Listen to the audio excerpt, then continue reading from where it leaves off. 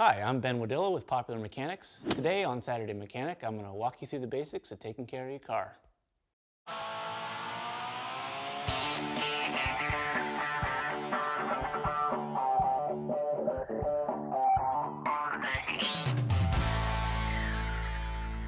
All right, now we're going to check all the car's vital fluids. Well, most of them are vital, some of them aren't. We're going to start with our power steering fluid. This is basically hydraulics, so you want to check to make sure that we're in between this min and max level here, and looks like we're fine. Now we're going to move over here to our windshield washer fluid. Pop that open and pull a little screen out. Take a look down in there. That one looks good. This one holds a heck of a lot, over a gallon. Check the coolant level here, and you can see here we've got a minimum and a maximum level. Just needs to be within that range, and it is on this car. We also want to check, poke your nose in there, you don't want to see it cloudy or any oil in there. If you see that, you've got bigger problems. But we're fine for this car. Next thing we're going to check is the brake fluid. It's generally somewhere around where your feet are in the car. So pull that off. This one's going to be hard to see, so I need to lean way over and take a peek. And that one's good. Now, if you have to add brake fluid, make sure that you open a brand new bottle for that. You can't let brake fluid opened sit around for very long. Max that you can have it is about 3 weeks, otherwise it starts to go bad. I'm going to check our oil now. These are some of the hardest to find occasionally. So, like anything in your car, you check the owner's manual to get an idea where it's at. It looks like this is A, a little low, and B, getting kind of dirty. This last oil change was about 7,000 miles ago, so we're due for an oil fill. 7,500 miles is where we're recommended for an oil change with this car, so we'll change the oil on this one, do that one a little bit later.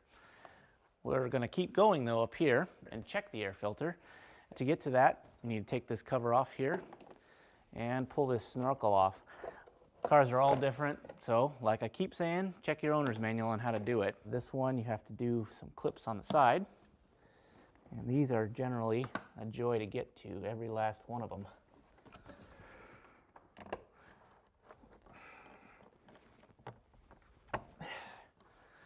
All right, hopefully we can pull this off now.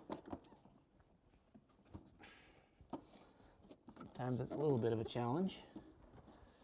So, we'll pull this filter out. All right. Definitely dirty, time for a new one.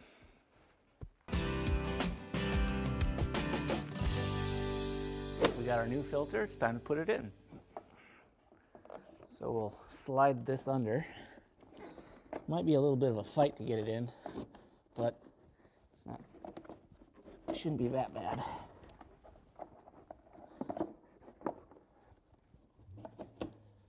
And it just slides into place like that.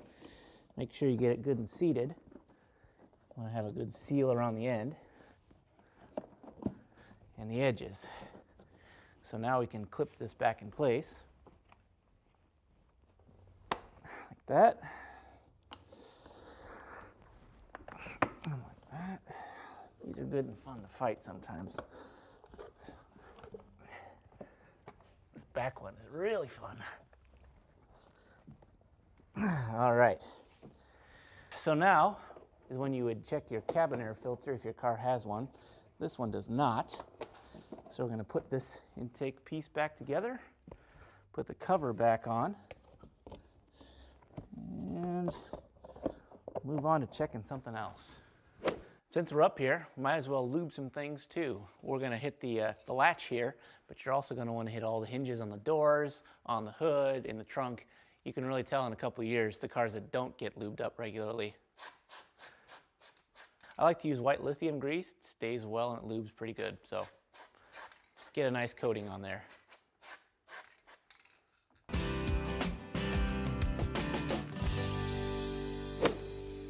All right, next thing we're going to do is check the tire pressure.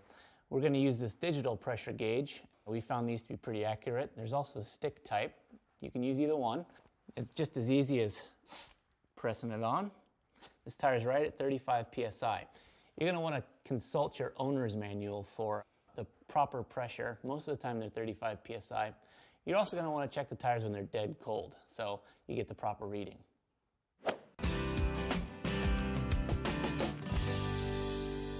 All right, now we're going to change out the windshield wipers. It's always good to do this about twice a year, especially after winter. Wipers usually end up getting beaten up pretty bad during winter, so it's good to put a fresh set on when spring rolls around. You're only going to really need a screwdriver for this job. And you know, actually these are all a little bit different, so sometimes it'll take a little bit of finagling to figure out. This one, you pop this tab here and pull this out, and then the whole thing sort of comes apart.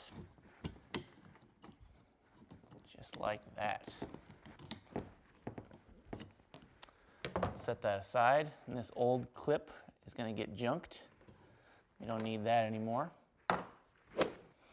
All right, since we've got the old wiper off, we can put the new one on now. And that's pretty easy too.